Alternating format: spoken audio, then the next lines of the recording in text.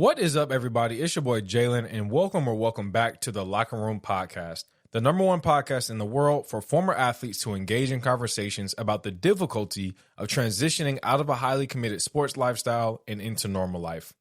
Today's conversation is centered around one big question: how much of our athletic regret comes from what actually happened, and how much comes from knowing we could have approached the game differently? Because when you really think about regret, it's not just about wishing for opportunities to turn out differently. It's about wishing you had handled the opportunities you did have more appropriately. It's also about the dangers and reality of playing it safe and how changing your mindset from surviving the moment to seizing it will change your career. So today, we're going to talk about how confidence and assertiveness are two common factors that affect whether or not athletes experience regret in retirement, why no great athletes make a name for themselves by competing this way, and what former and current athletes can do to fix it. And today, I'm having this conversation by myself, but I think that actually fits the topic because regret is personal. It's one of those things every former athlete has to wrestle with in their own way. The moments you wish you handled differently, the opportunities you wish you took more seriously, the habits you wish you'd built earlier, the version of yourself you wish showed up when it mattered. So today, I want to take some time to reflect honestly on my own athletic career, the parts that still hurt when I think about it, and what I've had to learn from those things I cannot go back and change. In this episode, we're going to break down three things. The first is how regret shows up after the game is over and why the moments we replay are more about subjective experiences rather than more objective ones. 2, what current athletes can take away from these regrets while they still have time to adjust their mindset and maximize their opportunity. And 3, why this conversation matters right now is because a lot of athletes don't realize what they'll miss until the moment is gone. Whether you're a former athlete, a current athlete, a parent, a coach, or just somebody who loves the game, this conversation is sure to give you something to think about. Before we get into it, make sure you subscribe to follow the show, leave a 5-star rating, like, comment, and share this episode with another athlete or sports fan who needs to hear this conversation. Now let's bring it back to the locker room. When I look back on my athletic career, there are 4 specific moments that I think about that still hurt to this day. All of them were within my control. There was nothing else I needed in those moments to be more prepared to change the outcome, except maybe for one, but I'll save that for last. The first was my senior year of high school. I played corner from 9th grade all the way up to a junior in college. I did some things very well, some things okay, and some things not so well. One of those things I didn't do so well was catching the football. On any given pass, I'd give myself maybe a 40% chance of catching it. And that may be generous, so anybody who knows me, if you're listening to this, let me know if that's accurate or if I'm being a little too generous. Anyways, we've got this team pinned back so deep in their own end of the field. It had to be like 3rd and 25. They line up in a 2-receiver set, one split out to my side. I take my read steps and see the quarterback staring dead at me. I feel the receiver pushing me downfield, so I know the deep ball is coming. Quarterback chucks it. I'm running thinking, wow, might be the easiest pick I'll ever get. The ball is coming down, uncontested. I jump, get both hands on the ball, and do a double-handed Gronk spike as I crash to the ground.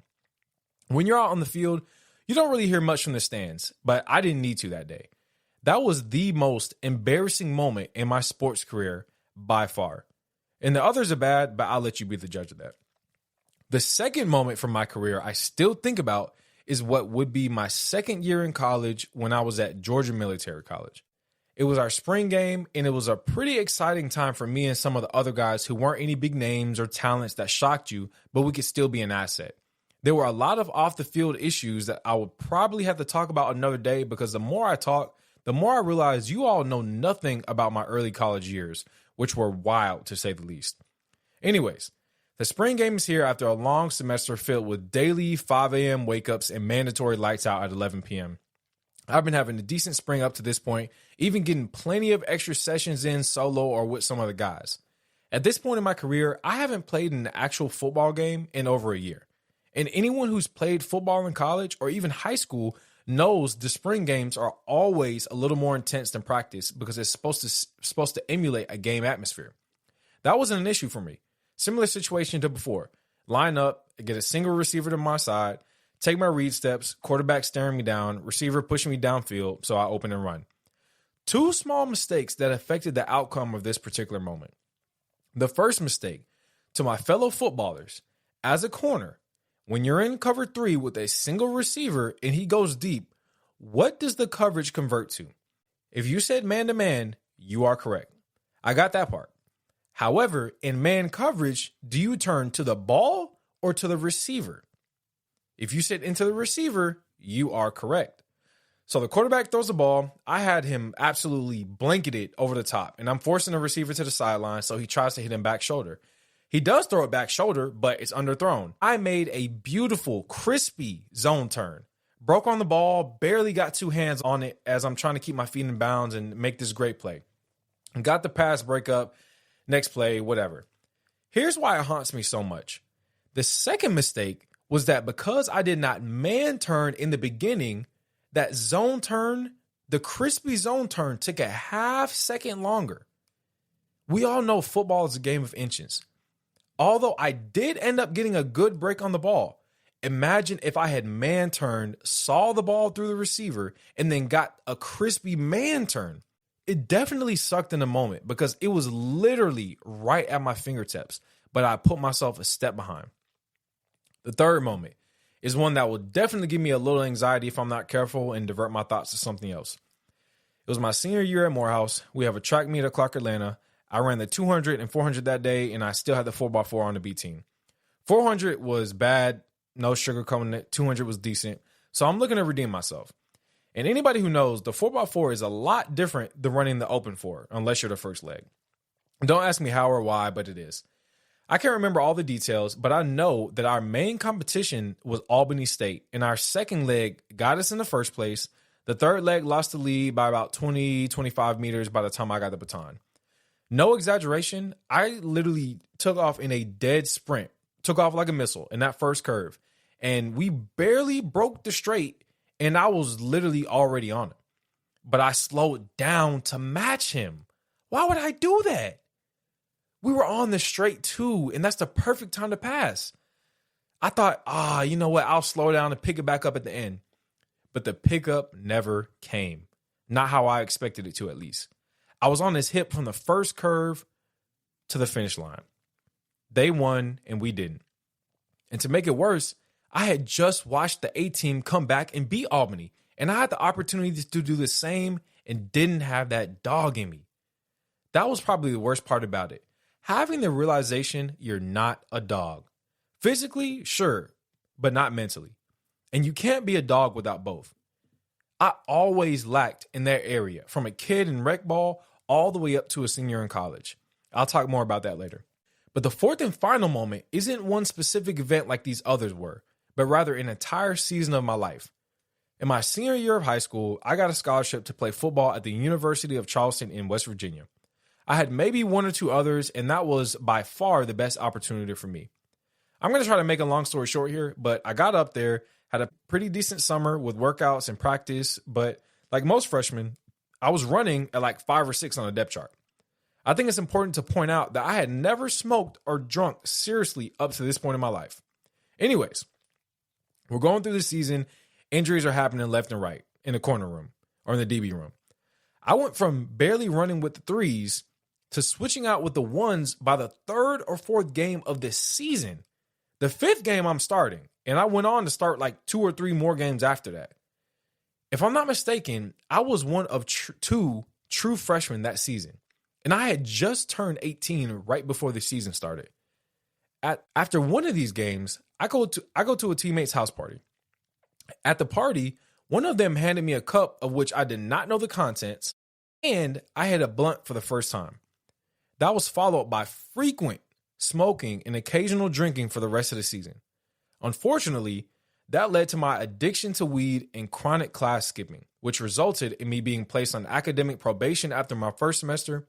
And after a lot more of that behavior in my second semester, I was placed on academic suspension following the spring semester and was forced to leave the school. And that hurts because I just wonder what could have been if I hadn't gone down that path. I was young, far from home, literally under the wrong influence in 2 different ways, and it didn't help that I was lonely and couldn't relate to most of my teammates. At the time, Each of these moments had its own significance, which I very acutely recognized as being career defining in its own way. As I said in the beginning, none of my regrets were objective, X's and O's, stat sheet type. They were all regrets from my often passive demeanor that reared its head at the worst times and has caused me great stress in my personal life as well. Once my career was officially over, it came back to haunt me way worse.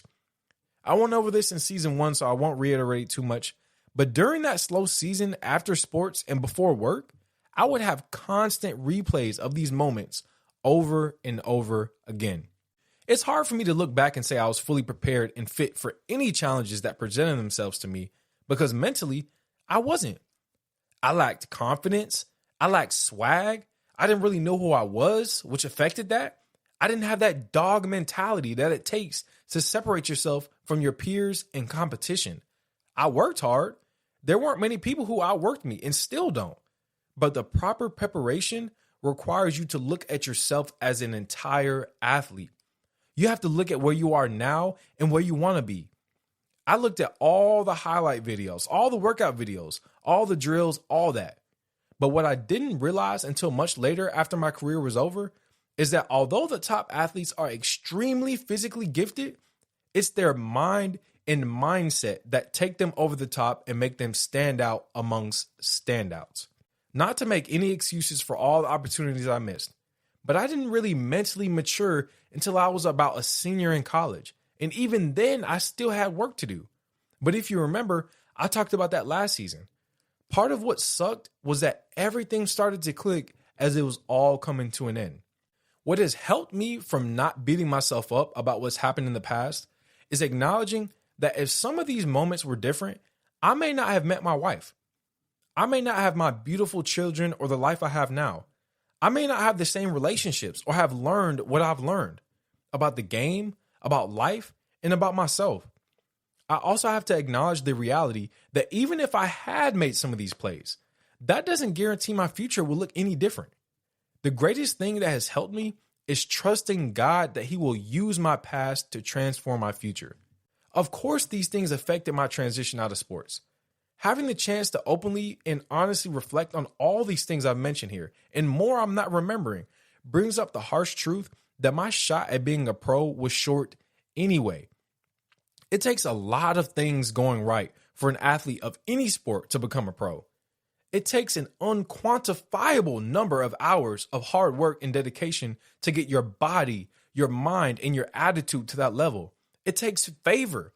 You've got to stay as healthy as you can and hope some giant lineman doesn't come stumbling out and crashing on your knee. You got to hope you don't accidentally step on somebody's foot, roll your ankle, and get a major sprain.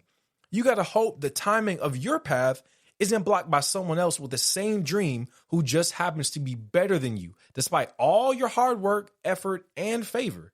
Then you got to hope someone actually picks you up.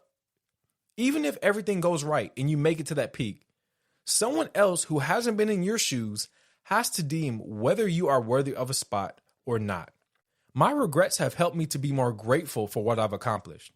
I earned a full ride scholarship to play college football at the Division II level, which is a lot more competitive than casuals may think. I survived JUCO. Even though it wasn't one of the worst, it was still one of the toughest things I've endured to this day, and a lot of people didn't make it out. I earned another scholarship at Morehouse to play football after not playing in a game for almost 2 years. Because of the work I put in, the faith I had in myself, and the mark I made on my team and coaches at the time. And I revived a track career that had literally been dead for 4 years. When you look at it like that, that sounds like success to me. Based on how I defined it at the very beginning, it wasn't. But I can proudly say I was a scholarship college athlete. And if I had more time in track, I probably would have got some money from them too. Either way, of course, regrets affect you. But you can't allow it to define you. You have to find a way to use it for motivation so you don't fall victim to the same mistakes that led to regret in the first place. That regret has taught me a few things about who I was as an athlete, who I needed to become as a person, and serves as advice for current athletes so they can avoid the same fate. The first thing is that if you want to stand out in sports and have a shot at making it to the next level, you need to make your mark on the game. You need to make your impact felt on 65 to 70% of this season, and that may not even be enough. Your absence should be dreaded because what you do cannot be replaced. Again, a lot of these things will be physical, but not all, and none without the right attitude. Through your physical and mental preparation, you will develop the confidence you need to make those tough decisions others will be afraid to make. You'll have the confidence to go 100%, even if you fail. The best athletes are not afraid of failing. Giving it your all guarantees you will fail at some point, but it also guarantees you will stand out amongst players who are not giving 100%. And the largest number of players who are not giving that effort are in high school and then college. There are some in the pros too, but it's a lot smaller. The same is true in life. If you want to stand out, make your mark. The second thing is not being afraid to fail. The best athletes and most successful people are not afraid to fail. If I had to guess, they are afraid of not trying their best. Not trying your best, not taking risk will inevitably lead to regret because you left some in the tank. You left an opportunity on the table. And this isn't to say that giving all your effort will automatically or always lead to success, but you can always go back to the drawing board and adjust your approach. You can never go back and adjust how much effort you gave. This also doesn't mean that the fear of failure will never enter your mind, but you can train this mental ability by putting yourself in all kinds of different situations and challenging yourself to do your best. This type of training exposes you to the reality that in life you will fail and that it's a natural part of the learning process. If you embrace it rather than run from it, it will benefit your career as an athlete and your life as a person. The third and last thing is preparation. It takes reps upon reps upon reps to build habits. It takes a lot of great reps to build great habits. Without them, there's no difference between the couch coach and the best athletes in the country. However, without having the clearest understanding of why you are doing what you're doing, those reps will ultimately fail you when it matters the most. Don't confuse what I'm saying. You can still reach a high level by having good habits, but the best players know why every rep is being performed and what situations would benefit their use. I had heard man and zone turn countless times during my career. I had done even more man and zone turns during my career, but that experience I talked about showed why it's important to understand the fundamental differences and advantages of what you're doing so that in the split second you're reacting to what's happening in front of you, your brain reaches for that knowledge and pulls it out without missing a beat. So to recap, for any athletes, current or former, if you want to impact your career or life for the better and not have to look back with regrets, number 1, make your mark, be assertive, be irreplaceable. Number 2, don't be afraid to fail. Be afraid of not trying your best. You can always go back and adjust your approach, but you cannot go back and adjust your effort. And number 3, prepare. Prepare your mind, prepare your body, understand why you're doing what you're doing, how can it benefit you, and what situations you can and should use it in. We're going to take a quick break here, but in the next segment, we're going to talk about the college landscape and how this experience connects to the bigger picture, where the game is now, where it's headed, and what it means for the athletes coming up in it. So we'll be right back after this. One thing we talk about a lot on the show is transition. Whether you're moving on from sports, stepping into a new season of life, or just trying to create some order around you, sometimes the first step is clearing out what no longer needs to be there. That's where Jay's Junk Removal comes in. If you're in the South Atlanta area and you need help getting rid of old furniture, appliances, garage clutter, yard debris, or anything that's been sitting around taking up space, we've got you covered. As former athletes, we know what it means to work hard, show up on time, finish the job the right way. That same mindset carries over into every job done by Jay's Junk Removal. So whether you're moving, getting your home back in order, or just tired of looking at that same pile of junk you said you were going to handle months ago, reach out to Jay's Junk Removal. Serving Henry County and surrounding areas, send photos of your junk removal project to 678-631-6171 to receive your quote today. And if you want 15% off your first job, text code JUNK. Once again, that's 678-631-6171 to receive a quote today. Text code JUNK, J-U-N-K, for 15% off. Okay, so now we're going to move on to talk about the college sports landscape. To have a successful start to your college career, athletes need to understand what they're getting themselves into. I played football, so I was on campus in late July, more than a month before any other students or athletes were there to start summer practice. For that time until school starts, it is nothing but football. Arriving on campus in shape is not optional. Learning the playbook is not optional. Being coachable is not optional. Adjusting and embracing your role at the bottom of the totem pole is not optional. And I'm sure other sports have similar periods, but football is unique because once school starts, the season starts too. And as a freshman, there are a lot of changes going on at once. You're not just moving from high school football to college football. You are moving into a legit full-time student athlete where your body, your mind, your time, your grades, your habits, and your maturity are all being tested at the same time. You're competing for a spot, you're trying to get noticed, and you're trying to stand out. But on top of that, you still have meetings, lifts, recovery, film, travel, games, assignments, classes, study hall, and your personal life. As a student athlete, you are forced to be a master time manager, or else you will get crushed by the weight of the 40-plus hour work week schedule. Your grades will slip, your performance will slip, or both will. And you can't blame the failure to manage it all on anyone else, because you should have known exactly what you were signing up for when you decided to come to the school. Incoming freshmen need to understand that college sports are not just a higher level of competition. It's a complete lifestyle change. That is why realistic expectations matter.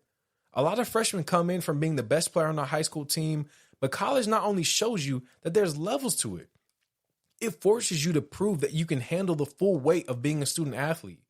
It's not just about whether you're talented, it's about whether you are ready. That's why redshirting can be one of the best things for a young athlete. A lot of athletes see redshirting as punishment or a sign that they're not good enough. But in reality, redshirting can be protection, preparation, and development. It gives an athlete time to adjust to the speed of the game, the physicality of college athletes, the demands of the weight room, the expectations of the coaching staff, the academic schedule, and the maturity required to survive in the program long term. Especially in football, you're not just competing against people your age. You may be lining up against literal grown men who have been in a college strength program for 3, 4, maybe even 5 years. Their bodies are different. Their understanding of the game is different. Their confidence is different. Their habits are different. So the question becomes, are you really ready to play, or do you just want to play? Because those are not always the same thing. Redshirting gives athletes time to become ready without burning a year of eligibility trying to prove something too early. And this leads to the bigger question. Is the focus on production or development? Production is about what you can give the team right now. Development is about who you are becoming over time. The problem is that a lot of athletes want the production without respecting the development. They want the playing time, the travel roster, the recognition, and the role before they have fully adapted to the level.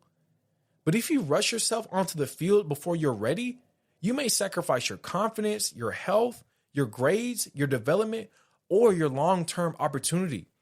That does not mean every freshman should redshirt.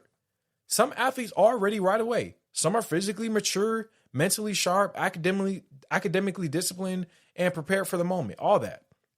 But for most athletes, the first year should be about learning what it means to be a student athlete and succeeding before worrying about your playing time. Because if you focus on producing too early, you may miss the chance to develop into the player you were supposed to become. Like I said before, I went to a D2 school. Going in, I thought I was about to be the best player there by far. I didn't even think it would be a competition for a spot. That could not have been further from the truth. I played on the other side of a receiver who plays for the Commanders right now, and he's been in the league for the past 3 years. There was a defensive end on that team who played in the league for 5 years. 2 other players had real NFL shots, but for whatever reason, it didn't work out. That's not even counting the many other great athletes I encountered as soon as I stepped on campus. I was surprised at the speed of the game. I remember one-on-ones my freshman year against the same receiver who went to the league. I was playing off coverage, mind you. This dude was like 6'6". In high school, you usually see a dude that big and he's not that fast. I consider myself a pretty fast dude. I don't know my speed now compared to what I used to be, but pretty fast nonetheless. This dude took off, and within like 6 steps, he was already past me. Mind you, I'm playing off coverage. So anyways, I was better adjusted closer to the end of the summer, especially after covering those guys every day. But there was another receiver out there. This was the shiftiest, the buffest dude I have ever seen in my life run routes. Fast guy. Didn't have the best hands for a receiver, but the point is, there are levels to the game. You may be the best player on your team, in your state, in your country. These dudes in college are different. It doesn't matter where you are. For skill positions in football, the divisions really don't even matter. And I know I've been talking about football a lot, but it doesn't matter what sport it is. You need to respect your teammates and you need to humble yourself. I'm not saying to devalue yourself, but understand that some of these guys have been here for a long time and have almost seen it all. Every athlete's college adjustment period is different. Using the red shirt is a great way to allow yourself to mature into a young man or young woman with much less oversight than in high school. Physically, you have an entire year to get stronger, learn the playbook, watch film, adjust to a new team environment, a new coaching staff, and all new classes and professors without the pressure of needing to also contribute to the team. You also get to establish your social life without feeling like it's impossible to have one. The danger of rushing out on the field early are obviously injuries, first and foremost. The wear and tear of a college season is no joke, especially with the size and speed of your competition. You've got to think that most of the athletes there are just like you. Clearly good enough to get a scholarship. Some have developed more, some less. Some are walk-ons, but all have still developed a callus of the college season, and you have not. The point being, everyone there is talented enough to be on the roster. Everyone there has earned a spot just like you, but not everyone is ready to contribute. That's why there are starters, then you got backups, and then you have the others that fill up the rest of the spots and hope nothing goes wrong with the other groups. And you also have a group that doesn't travel at all. Every athlete is different, and depending on their situation and that of the team, it'll have a strong hand in determining whether an athlete will redshirt or not. But you also have to remember to advocate for yourself. This is your future that's riding on these decisions. If you end up playing over the allotted time for a redshirt, you can't take it back. I would encourage any current athletes who'll be considering this soon or any coaches to understand that you are also going to college to earn an education and create opportunities for yourself that you may not have gotten otherwise. Another part of having realistic expectations is understanding the low percentage of athletes who go on to play professionally. This shouldn't be used to derail an athlete's dreams, but to keep them grounded in the reality that if this all ends tomorrow, you need to put yourself in the best position to succeed long term. For most college freshmen, a redshirt will give them the best of both worlds. For example, Johnny Manziel got to Texas A&M in 2011. In 2012, he became the first freshman to win the Heisman. Jameis Winston got to FSU in 2012, redshirted, and as a redshirt freshman in 2013, won the Heisman and a national championship. Joe Burrow redshirted when he was at Ohio State. Later on, he came to LSU, won the Heisman, the Natty, and was the first overall NFL draft pick. And then you have people like Travis Hunter, an absolutely generational, game-changing player who was a true freshman at Jackson State, played on both sides of the ball, and pretty much did that the rest of his career. But like I've been saying the whole time, even with these extreme examples, redshirting still has major benefits that are usually reaped later in an athlete's life. All right, we're going to take another break. Next and last segment, we're going to go to the commentary corner. We're going to cover the Malik Beasley story. That's pretty wild. If you haven't gotten caught up with that, we're going to briefly go over that. Coco Gauff making a splash at Wimbledon. If you're familiar with tennis, Coco Gauff was one of my favorite young players. She's American and she's black too, so that's great. And kind of some weird stuff that's going on with the FIFA in America. I'll reveal what we're talking about a little later, but let's take a break and we'll be right back. Former athletes know what it feels like to step into a new phase of life and realize there's clutter you can't carry with you anymore. Sometimes it's mental, sometimes it's emotional. And sometimes it's the old couch, broken dresser, bags of junk, or garage clutter that you've been meaning to get rid of. Jay's Junk Removal is your go-to to help with that. Whether you need a cleanup when you're moving, furniture removal, or garage cleanouts, Jay's Junk Removal shows up with effort and professionalism every time. So if you're in the South Atlanta area and you need junk removed, don't keep putting it off. Let us help you clear out the old so you can make room for the new. Call or text 678-631-6171 for a quote today and use code JUNK, that's J-U-N-K, for 15% off. Once again, that's 678-631-6171 for a quote today and use code JUNK, that's J-U-N-K, for 15% off. All right, we talked about the college landscape. Now it's time to get some takes off, to get the headlines, what's been going on in the sports atmosphere recently. So if you have not heard, ex-NBA player Malik Beasley just pled not guilty to gambling charges in a federal case where he's been just, if you've seen the videos of this guy trying to, maybe win his bet or win a bet for somebody else, it's just sad, man. And it's wild from the outside looking in, because it feels like another example, or it doesn't feel like, it is another example of a professional athlete blowing an opportunity that most people would dream of having. But I think there's a deeper conversation. Athletes are still people. They may have more money, more attention, and a bigger platform, but they still deal with the same problems everybody else does: debt, addiction, bad decisions, pride, pressure, and the wrong people in their circle.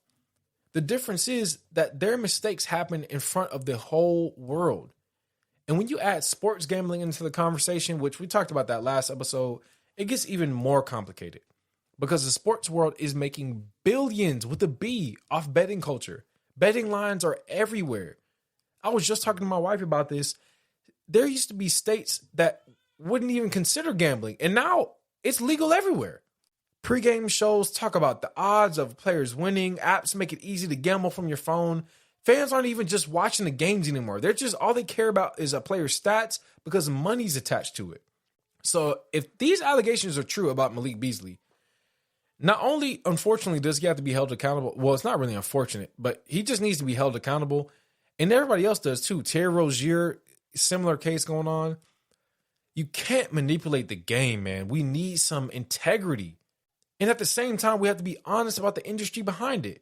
How do we, as fans, advocate for the control of sports gambling when they're profiting so heavily off these people's addictions and habits and desperation? Some reports say that Malik Beasley was in millions of dollars worth of debt. A professional athlete in millions of dollars worth of debt for an addiction. And when something goes wrong, he becomes a headline. While the machine around gambling just keeps moving and moving, money is made, lives are ruined, and it's just Monday. Terrible, man. But anyways, on to a more positive note. Coco Gauff is the youngest American woman to make the quarterfinals of all 4 slams since Serena did it in 2001 at 19 years old, and Coco is 22 years old. So if you don't know, the slams in tennis are basically the 4 major tennis tournaments throughout the tennis season. You have Wimbledon, which is a grass court. You have the U.S. Open, which is a hard court that most people are familiar with. Then you have Roland Garros, which is the French Open. And then you have the Australian Open, which is another hard court. I think I may have said those in the right order. I can't really remember. But anyways, she's the youngest American woman to do that since Serena did it. And she did it 3 years later. But anyways, she's still a fairly young, up-and-coming athlete. I remember when her name was first coming out, probably that may have been like 4 years ago, maybe 5 years ago. But she started pretty young, kind of with her breakout and her talent and everything. So, she's been on the scene for a while, but she did lose. I think that match may have been today. I'm recording this on the 9th. I think she may have lost earlier today on the 9th or maybe on the 8th. Can't really remember. And even though that sucks because I was rooting for her to win, it's still pretty impressive, because a lot of times in sports, we talk about the result. Did you win or did you lose? Did you finish your job or not?